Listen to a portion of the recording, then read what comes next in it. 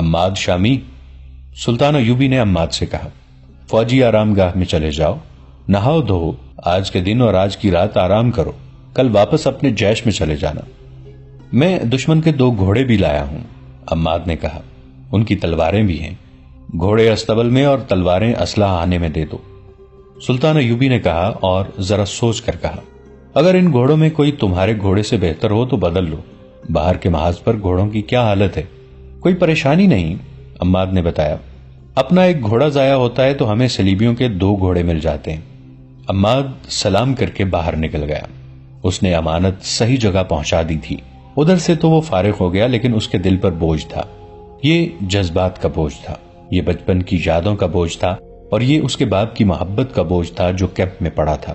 وہ تذبذب میں مبتلا تھا، جنگ ختم ہونے تک وہ باپ سے ملنا نہیں چاہتا تھا، ڈرتا تھا کہ باپ کی محبت اور دل کے پرانے زخم اس کے فرض کے راستے میں حائل ہو جائیں گے۔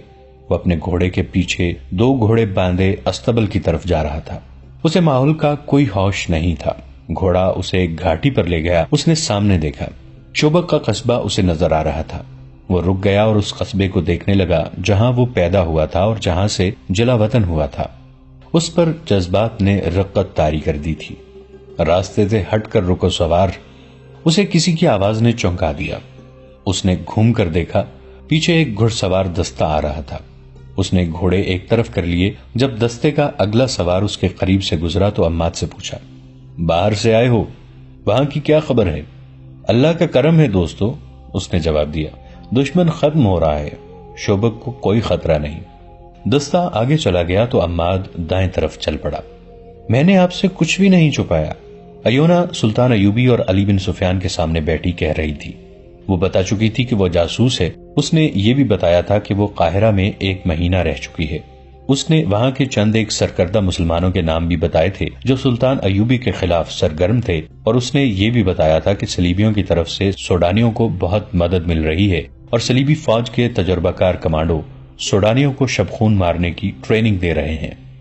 ایونا نے کسی استفسار کے بغیر ہی اتنی زیادہ باتیں بتا دیں جو جاسوس اذیتوں کے باوجود نہیں بتایا کرتے، کیونکہ ان میں ان کی اپنی ذات بھی ملوث ہوتی ہے۔ اس سے علی بن سفیان شک میں پڑ گیا۔ ایونا، علی بن سفیان نے اسے کہا، میں بھی تمہارے فن کا فنکار ہوں، میں تمہیں خراج تحسین پیش کرتا ہوں کہ تم اونچے درجے کی فنکار ہو۔ ہمارے تشدد اور قید خانے سے بچنے اور ہمیں گمراہ کرنے کا تمہارا طریقہ قابل تعریف ہے، مگر میں اس دھوکے میں نہیں آ سکتا۔ آپ کا نام؟ ایونا نے پوچھا۔ علی بن سفیان، علی نے جواب دیا۔ تم نے شاید ہرسن سے میرا نام سنا ہوگا۔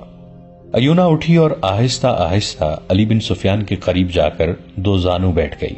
اس نے علی بن سفیان کا دایاں ہاتھ اپنے ہاتھ میں لیا اور ہاتھ چوم کر بولی، آپ کو زندہ دیکھ کر مجھے بڑی خوشی ہوئی ہے۔ آپ کے متعلق بہت کچھ بتایا گیا تھا۔ ہرسن کہا کرتا تھا کہ علی بن سفیان مر جائے تو ہم مسلمانوں کی جڑوں میں بیٹھ کر انہیں جنگ کے بغیر ختم کر سکتے ہیں۔ لڑکی اٹھ کر اپنی جگہ بیٹھ گئی۔ میں نے قاہرہ میں آپ کو دیکھنے کی بہت کوشش کی تھی مگر دیکھ نہ سکی۔ میری موجودگی میں آپ کے قتل کا منصوبہ تیار ہوا تھا، پھر مجھے نہیں بتایا گیا کہ یہ منصوبہ کامیاب ہوا تھا یا نہیں، مجھے شوبک بلا لیا گیا تھا۔ ہم کس طرح یقین کریں کہ تم نے جو کچھ کہا ہے سچ کہا ہے؟ علی بن سفیان نے پوچھا۔ آپ مجھ پر اعتبار کیوں نہیں کرتے؟ لڑکی نے جھنجھلا کر کہا۔ اس لیے کہ تم صلیبی ہو، سلطان ایوبی نے کہا۔ اگر میں آپ کو یہ بتا دوں کہ میں صلیبی نہیں مسلمان ہوں تو آپ کہیں گے کہ یہ بھی جھوٹ ہے، لڑکی نے کہا۔ میرے پاس کوئی ثبوت نہیں، 16-17 سال گزرے، میں اسی قصبے سے اغوا ہوئی تھی۔ یہاں آ کر مجھے پتا چلا کہ میرا باپ کیمپ میں ہے۔ اس نے اپنے باپ کا نام بتایا اور یہ بھی بتایا کہ اسے اپنے باپ کا نام اب معلوم ہوا ہے۔ اس نے سنایا کہ عماد نے کس طرح صحرا سے اسے بچایا تھا اور وہ رات اسے قتل کرنے لگی تھی مگر اس کا خنجر والا ہاتھ اٹھتا ہی نہیں تھا۔ اس نے کہا، میں نے دن کے وقت اس کے چہرے پر اس کی آنکھوں میں نظر ڈالی تو میرے دل میں کوئی ایسا احساس بیدار ہو گیا جس نے مجھے شک میں ڈال دیا کہ میں عماد کو پہلے سے جانتی ہوں یا اسے کہیں دیکھا ضرور ہے۔ مجھے یاد نہیں آ رہا تھا۔ میں نے اس سے پوچھا تو اس نے کہا کہ ایسے نہیں ہو سکتا۔ رات کو 2 صلیبی سپاہیوں نے مجھ پر حملہ کیا تو عماد جاگ اٹھا۔ اس نے ایک کو برچی سے مار دیا۔ میں اس وقت تک اپنے آپ کو صلیبی سمجھتی تھی، میری ہمدردیاں صلیبیوں کے ساتھ تھیں، مگر میں نے دوسرے صلیبی سپاہی کو خنجر سے ہلاک کر دیا، اور مجھے خوشی اس پر نہیں ہوئی کہ میں نے اس سے اپنی عزت بچائی ہے بلکہ اس پر ہوئی کہ میں نے عماد کی جان بچائی ہے۔ اور جب راستے میں عماد نے میرے ساتھ اپنے متعلق کچھ جذباتی باتیں کی تو زندگی میں پہلی بار میرے سینے میں بھی جذبات بیدار ہو گئے۔ میں تمام سفر میں عماد کو دیکھتی ہی رہی۔ مجھے صرف اتنا یاد آتا ہے کہ مجھے بچپن میں اغوا کیا گیا تھا، مگر یہ یاد بھی ذہن میں دھندلی ہو گئی۔ آپ کو معلوم ہے کہ مجھ جیسی لڑکیوں کو کس طرح تیار کیا جاتا ہے؟ بچپن کی یادیں اور اصلیت ذہن سے اتر جاتی ہے۔ یہی حال میرا ہوا، لیکن مجھے یقین ہونے لگا کہ عماد کو میں جانتی ہوں۔ یہ خون کی کشش تھی، آنکھوں نے آنکھوں کو اور دل نے دل کو پہچان لیا تھا۔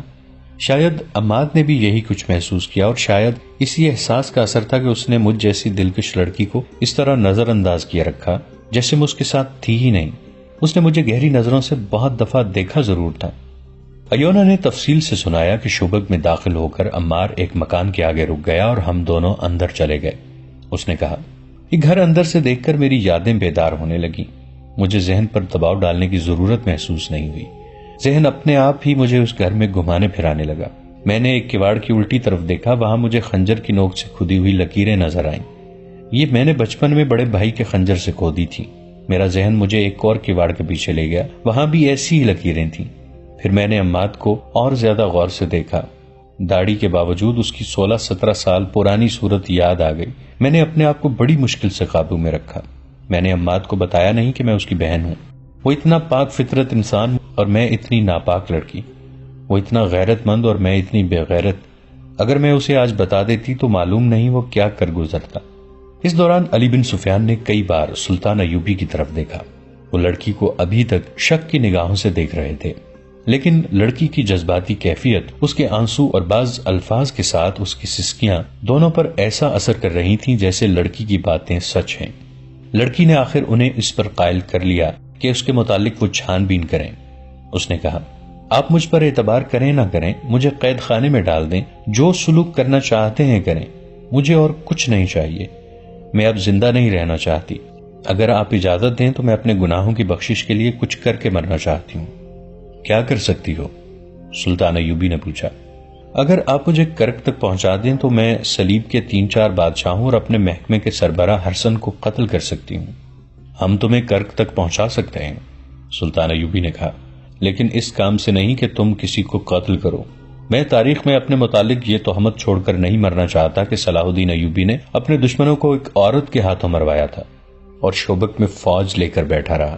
اگر مجھے پتا چلے گا کہ صلیبیوں کا کوئی بادشاہ کسی لا علاج مرض میں مبتلا ہے تو میں اس کے علاج کے لیے اپنے طبیب بھیجوں گا، اور پھر ہم تم پر ایسا بھروسہ کر بھی نہیں سکتے۔ البتہ تمہاری اس خواہش پر غور کر سکتے ہیں کہ تمہیں معاف کر کے کرک بھیج دیں۔ نہیں، ایونا نے کہا، میرے دل میں ایسی کوئی خواہش نہیں، میں یہیں مروں گی۔ میری اس خواہش کا ضرور خیال رکھیں کہ عماد کو یہ نہ بتائیں کہ میں اس کی بہن ہوں۔ میں کیمپ میں اپنے باپ کو ضرور دیکھنے جاؤں گی، لیکن اسے بھی نہیں بتاؤں گی کہ میں اس کی بیٹی ہوں۔ وہ زارو قطار رونے لگی۔ علی بن سفیان نے اپنی ضرورت کے مطابق اس سے بہت سی باتیں پوچھی، پھر سلطان ایوبی سے پوچھا کہ اسے کہاں بھیجا جائے۔ سلطان ایوبی نے سوچ کر کہا کہ اسے آرام اور احترام سے رکھو، فیصلہ سوچ کر کریں گے۔ علی بن سفیان اسے اپنے ساتھ لے گیا اور ان کمروں میں سے ایک اسے دے دیا جہاں جاسوس لڑکیاں رہا کرتی تھیں۔ لڑکی نے وہاں رہنے سے انکار کر دیا اور کہا، ان کمروں سے مجھے نفرت ہے۔ کیا یہ ممکن نہیں کہ مجھے اس گھر میں رکھا جائے جہاں سے میں اغوا ہوئی تھی؟ نہیں، علی بن سفیان نے جواب دیا، کسی کے جذبات کی خاطر ہم اپنے قواعد و ضوابط نہیں بدل سکتے۔ وہاں کے پہرے داروں اور ملازموں کو کچھ ہدایات دے کر علی بن سفیان لڑکی کو وہاں چھوڑ گیا۔ عماد فوجی آرام گاہ میں آ گیا اور نہا کر سو گیا، مگر اتنی زیادہ تھکن کے باوجود اس کی آنکھ کھل گئی۔ کوشش کے باوجود وہ سو نہ سکا۔ اس کے ذہن میں یہی ایک سوال کلبلا رہا تھا کہ باپ سے ملے یا نہ ملے۔ تھک ہار کر وہ اٹھا اور اس جگہ کی طرف چل پڑا جو شوبک میں مسلمانوں کے کیمپ کے نام سے مشہور تھی۔ وہاں پہنچ کر اس نے اپنے باپ کا نام لیا اور پوچھتا پوچھتا باپ تک پہنچ گیا۔ اس کے سامنے ایک بوڑھا لیٹا ہوا تھا۔ عماد نے اس سے ہاتھ ملایا اور اپنے آپ کو قابو میں رکھا۔ اس کا باپ ہڈیوں کا پنجر بن چکا تھا۔ اسے اچھی خوراک اور دوائیاں دی جا رہی تھیں۔ عماد نے اپنا تعارف کرائے بغیر اس سے حال پوچھا تو اس نے بتایا کہ 16 برسوں کی اذیت ناک مشقت، قید اور بچوں کے غم نے اس کا یہ حال کر دیا ہے کہ اتنی اچھی غذا اور اتنی اچھی دوائیاں اس پر کوئی اثر نہیں کر رہی۔ باپ دھیمی آواز میں عماد کو اپنا حال سنا رہا تھا، لیکن عماد 16-17 سال پیچھے چلا گیا تھا۔ اسے باپ کی صورت اچھی طرح یاد تھی. اب اس کے سامنے جو باپ لیٹا ہوا تھا اس کے چہرے کی ہڈیاں باہر نکل آئی تھیں. پھر بھی اسے پہچاننے میں عماد کو ذرا بھر دقت نہ ہوئی. اس نے کئی بار سوچا کہ اسے بتا دے کہ وہ اس کا بیٹا ہے. اس نے عقل مندی کی کہ نہ بتایا. اس نے 2 خطرے محسوس کیے تھے. ایک یہ کہ باپ یہ خوشگوار دھچکا برداشت نہیں کر سکے گا. دوسرا یہ کہ اگر اس نے برداشت کر لیا تو اس کے لیے رکاوٹ بن جائے گا، اور یہ بھی ہو سکتا ہے کہ وہ محاذ پر جانے لگے تو یہ صدمہ اسے لے بیٹھے. وہ باپ سے ہاتھ ملا کر چلا گیا. وہ آرام گاہ میں واپس گیا تو اسے حکم ملا کہ مرکز اسے ابھی یہیں رکھنا چاہتا ہے، اس لیے وہ ہر وقت آرام گاہ میں حاضر رہے. وہ بہت حیران ہوا کہ مرکزی کمان کو اس کے ساتھ کیا کام ہو سکتا ہے. یہ حکم علی بن سفیان نے ایونا کے متعلق چھان بین کرنے کے سلسلے میں بھیجا تھا. وہ دیکھنا چاہتا تھا کہ ایونا کی کہانی کہاں تک سچ ہے. وہ کیمپ میں گیا. ایونا نے اسے اپنے باپ کا نام بتا دیا تھا جو اسے عمار سے معلوم ہوا تھا. علی بن سفیان نے باپ سے تصدیق کرا لی کہ اس کی بچی اغوا ہوئی تھی. بڑا بیٹا اور بیوی مارے گئے تھے اور چھوٹا بیٹا اس کے پڑوسی کے ہاں چلا گیا تھا، جس کے متعلق اسے کیمپ میں اطلاع ملی تھی کہ شوبک سے نکلوا دیا گیا ہے. آدھی رات کا عمل ہوگا. ایونا بستر سے اٹھی. اس وقت تک اسے نیند نہیں آئی تھی. اس نے علی بن سفیان کے رویے سے محسوس کر لیا تھا کہ اس پر اعتبار نہیں کیا گیا اور اب نہ جانے اس کا انجام کیا ہوگا. وہ سوچ رہی تھی کہ وہ کس طرح یقین دلائے کہ اس نے جو اپنی آپ بیتی سنائی ہے وہ جھوٹ نہیں. اس کے ساتھ ہی اس کا خون انتقام کے جوش سے کھول رہا تھا. عماد کے ساتھ اپنے گھر میں جا کر اس کے ذہن میں بچپن کی یادیں از خود جاگ اٹھی تھیں اور وہ خواب کی طرح اسے بہت سی باتیں یاد آ گئی تھیں. اسے یہ بھی یاد آ گیا تھا کہ اسے اغوا کے بعد بے تحاشا پیار، کھلونوں اور نہایت اچھی خوراک سے یہ روپ دیا گیا تھا. پھر اسے وہ گناہ یاد آئے جو اس سے کرائے گئے تھے اور وہ سراپا گناہ بن گئی تھی. وہ انتقام لینے کو بےتاب ہوئی جا رہی تھی. اس جذباتی حالت نے اسے سونے نہیں دیا تھا. اس ذہنی کیفیت میں باپ سے ملنے کی خواہش بھی شدت اختیار کرتی جا رہی تھی. وہ باہر نہیں نکل سکتی تھی. باہر 2 پہرے دار ہر وقت چلتے رہتے تھے. اس کا دماغ اب سوچنے کے قابل نہیں رہا تھا. وہ اب جذبات کے زیر اثر تھی. اس نے دروازہ ذرا سا کھول کر دیکھا. اسے باتوں کی آوازیں سنائی دیں. دائیں طرف کوئی 20 گز دور اسے دونوں پہرے دار باتیں کرتے سائے کی طرح نظر آئے. لڑکی دروازے میں سے سر نکالے انہیں دیکھتی رہی. پہرے دار وہاں سے ذرا پرے ہٹ گئے. لڑکی دبے پاؤں باہر نکلی اور اس عمارت کی اوٹ میں ہو گئی. آگے گھاٹی اترتی تھی. وہ بیٹھ گئی اور پاؤں پر سرکتی گھاٹی اتر گئی. اب اسے پہرے دار نہیں دیکھ سکتے تھے. اسے معلوم تھا کہ مسلمانوں کا کیمپ کہاں ہے اور اسے یہ بھی معلوم ہو چکا تھا کہ اب یہ کیمپ قید خانے سے مہمان خانہ بنا دیا گیا ہے. اس لیے اسے یہ خطرہ نہیں تھا کہ وہاں کوئی سنتری اسے روک لے گا. وہ باپ کو ملنے جا رہی تھی جس کا اسے صرف نام معلوم تھا. وہ تیز تیز جا رہی تھی کہ اسے پیچھے سے کسی کے قدموں کی آہٹ سنائی دی. اس نے پیچھے دیکھا مگر کوئی نظر نہ آیا. اس آہٹ کو وہ اپنے قدموں کی آہٹ سمجھ کر چل پڑی، لیکن یہ کسی اور کی آہٹ تھی. ایک تنومند آدمی وہیں سے اس کے پیچھے چل پڑا تھا جہاں سے وہ گھاٹی اتری تھی. ایونا کو یہ آہٹ ایک بار پھر سنائی دی. وہ رکی ہی تھی کہ اس کے سر اور منہ پر کپڑا آن پڑا. پلک جھپکتے کپڑا بند گیا اور 2 مضبوط بازوں نے اسے جکڑ کر اٹھا لیا. وہ تڑپی مگر تڑپنا بیکار تھا. رات تاریک تھی اور یہ علاقہ غیر آباد تھا. ذرا آگے جا کر اسے ایک کمبل میں لپیٹ کر گٹھڑی کی طرح اٹھا لیا گیا. وہ ایک نہیں 2 آدمی تھے. نصف گھنٹے کے بعد اسے اتار کر کھولا گیا. وہ ایک کمرے میں تھی جس میں 2 دیے جل رہے تھے. وہاں چند آدمی تھے. اس نے سب کو باری باری حیرت سے دیکھا اور کہا، تم لوگ ابھی یہاں ہو؟ اور آپ گیرالٹ، آپ بھی یہی ہیں؟ ہم جا کر آئے ہیں، گیرالٹ نے جواب دیا، تم سب کو یہاں سے نکالنے کے لیے. اچھا ہوا کہ تم مل گئیں. یہ وہ 40 صلیبی تھے جنہیں کرک سے اس کام کے لیے بھیجا گیا تھا کہ جاسوس لڑکیاں جو مسلمانوں کے قبضے میں رہ گئی ہیں انہیں وہاں سے نکالیں اور شوبک میں اپنے جو جاسوس رہ گئے ہیں انہیں وہاں منظم کریں اور اگر ممکن ہو تو وہاں تخریب کاری بھی کریں. تخریب کاری میں ایک کام یہ بھی تھا کہ استبل میں داخل ہو کر جانوروں کے چارے میں زہر ملائیں، رسد کو آگ لگائیں اور فوجیوں کے لنگر خانے میں بھی زہر ملا سکیں تو کوشش کریں. اس گروہ کا کمانڈر گیرالٹ نامی ایک برطانوی تھا جو تباہ کار جاسوسی کا ماہر سمجھا جاتا تھا. ایونا اسے بہت اچھی طرح جانتی تھی، بلکہ اس کی شاگرد رہ چکی تھی اور اس کے ساتھ اس کی دوستانہ بے تکلفی بھی تھی. اسے دیکھ کر ایونا کا خون نفرت اور انتقام کے جوش سے کھول اٹھا، لیکن وہ فوراً سنبھل گئی. یہ موقع نفرت کے اظہار کا نہیں تھا. گیرالٹ تو ایسا گمان بھی نہیں کر سکتا تھا کہ ایونا بالکل بدل گئی ہے. اس نے ایونا سے پوچھا کہ وہ کہاں جا رہی تھی۔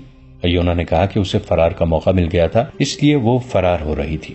گیرالڈ نے اسے بتایا کہ وہ چھاپا مار جاسوسوں کا ایک گروہ کرک کے مظلوم مسلمانوں کے بحروپ میں یہاں لایا ہے۔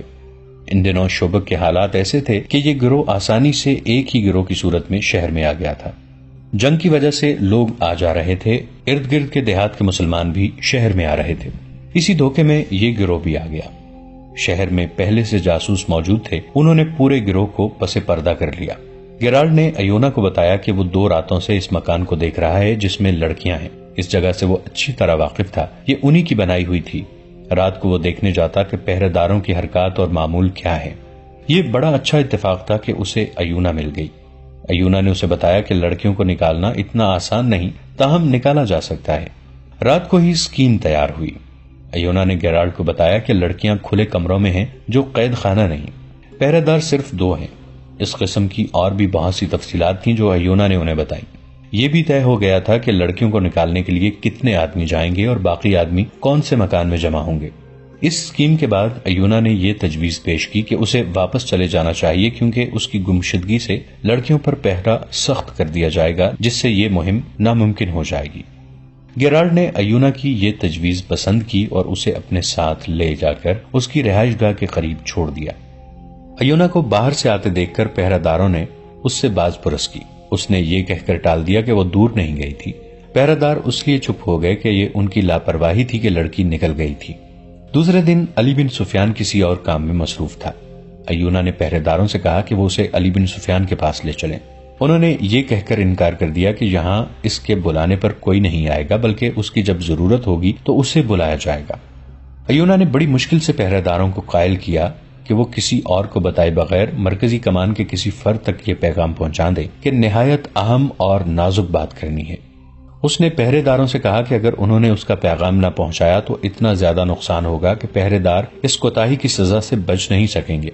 پہرے داروں نے یہ پیغام بھجوانے کا بندوبست کر دیا۔ علی بن سفیان نے پیغام ملتے ہی لڑکی کو بلا لیا۔ اس کے بعد لڑکی کمرے میں واپس نہیں آئی۔ رات کو جب شبک کی سرگرمیاں سو گئیں اور شہر پر خاموشی طاری ہو گئی تو اس عمارت کے ارد گرد 8-10 سائے سے حرکت کرتے نظر آئے جہاں لڑکیوں کو رکھا گیا تھا۔ عجیب بات یہ ہے کہ دونوں پہرے دار غائب تھے۔ 8-10 چھاپا مار خوش ہونے کی بجائے حیران ہوئے ہوں گے کہ پہرہ دار نہیں ہے۔ وہ 8 پیٹ کے بل رینگ کر آگے آئے۔ ایونا نے انہیں بتا دیا تھا کہ لڑکیاں کون کون سے کمرے میں ہیں۔ کمروں کے دروازوں اور کھڑکیوں سے یہ لوگ واقف تھے۔ 2 چھاپا مار ایک کمرے میں داخل ہو گئے، باقیوں نے پرواہ نہ کی کہ وہاں پہرے دار ہیں یا نہیں۔ انہیں یہ بتا دیا گیا تھا کہ پہرے دار صرف 2 ہوتے ہیں۔ 2 پر 10 کا قابو پانا مشکل کام نہیں تھا۔ وہ سب لڑکیوں کے کمروں میں گھس گئے مگر ان میں سے کوئی باہر نہ نکلا۔ دوستو، آج کے لیے اتنا ہی۔ اسی کہانی کی اگلی قسط کے ساتھ بہت جلد حاضر ہوں گے۔ نیچے کامنٹ سیکشن میں اپنی رائے کا اظہار ضرور کیجیے گا۔ ہمارے اس چینل کو سبسکرائب کر کے نیچے موجود بیل آئیکن کو بھی ضرور کلک کیجیے گا۔ اگلی ملاقات تک کے لیے ہمارا اور آپ کا اللہ نگہبان۔